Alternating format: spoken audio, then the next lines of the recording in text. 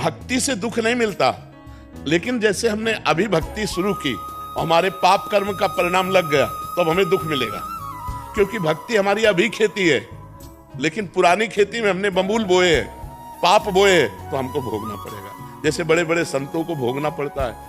रामकृष्ण परमहंस जी के कैंसर और बड़े बड़े संतों के कष्ट देखे गए, और वो इतनी सामर्थ्य रखते हैं कि दूसरे के कैंसर को मिटा दे।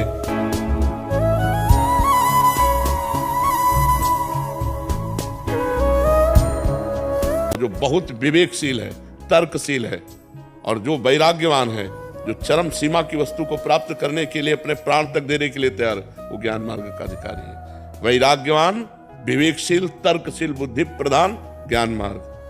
रामकृष्ण परमहंस जी के कैंसर और बड़े बड़े संतों के कष्ट देखे गए, और वो इतनी सामर्थ्य रखते हैं कि दूसरे के कैंसर को मिटा दे, दूसरे के दुख को मिटा दे, लेकिन वो अपने दुख को भोग करके भगवान की प्रसन्नता के लिए भगवान को, भक्ति से कभी किसी को दुख मिल ही नहीं सकता।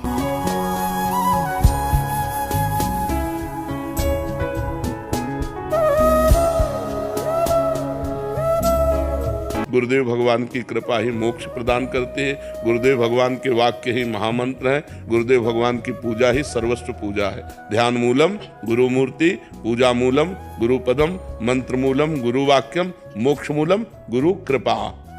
मोक्ष मूलम गुरु कृपा। तो गुरुदेव की कृपा से ही देहाभिमान का नाश होता है। ये हमने खुद देखा।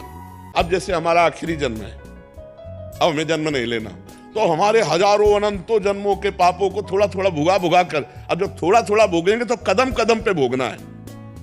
अब भोगते भोगते मर जाएंगे, इसके बाद भगवान को प्राप्त हो गए, खत्म।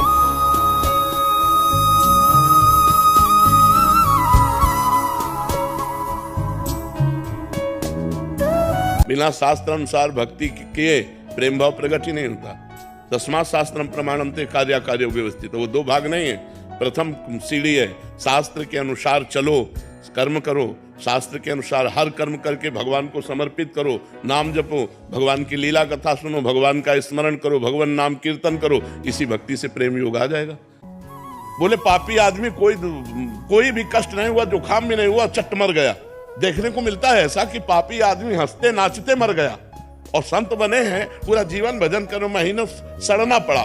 क्यों? क्योंकि इनके अनंत जन्मों का हिसाब होकर अभी भगवान को प्राप्त होंगे, और उनको भटकना पड़ेगा, अभी हजारों जन्म भटकना पड़ेगा। भक्ति से कभी किसी को परेशानी हो ही नहीं सकती।